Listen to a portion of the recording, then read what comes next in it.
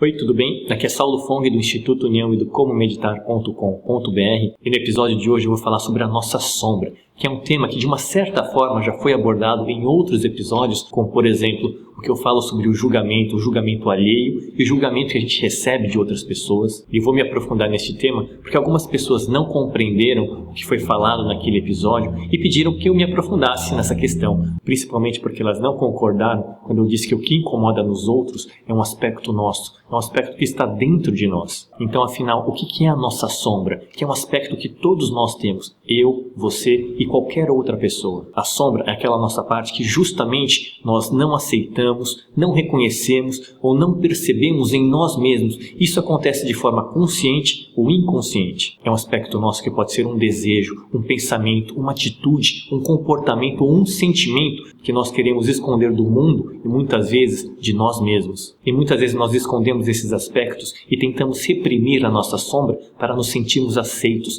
para sermos bem vistos entre nossos amigos, entre nossos familiares e na nossa sociedade, para nos encaixar na moral vigente pela sociedade ou pela religião a qual você pertence. Porém, negar ou reprimir nosso aspecto sombrio pode ter sérias consequências, porque a nossa sombra é um potencial de todos nós e quanto mais reprimimos, quanto mais tentamos contê-la, mais pressão ela exerce ao contrário para se manifestar. E há inúmeros casos que demonstram isso, como por exemplo, as situações de diversos líderes religiosos que pregam um tipo de conduta, mas que em determinado momento da sua vida não suportam mais a pressão e fazem algo que sempre condenaram, como por exemplo, roubar, ou como é o caso de diversas pessoas que apresentam comportamento ou atitudes homofóbicas, mas lá no seu íntimo sentem desejo inconsciente por pessoas do mesmo sexo. Desejo este que tentam reprimir de toda e qualquer maneira. E é por isso que quando tais pessoas observam um outro ser humano se comportando e manifestando aquele desejo reprimido, elas se sentem incomodadas. Então julgam, criticam, atacam ou até tentam eliminar essa pessoa, pois ela revela algo que a outra pessoa tem dentro de si, mas que não está disposta a entrar em contato. E como já disse o psiquiatra Carl Gustav Jung, não é olhando para a luz que a gente se ilumina, mas sim encarando a nossa própria sombra. Por isso o convite que eu faço hoje para você é que faça uma autoanálise, traga atenção para si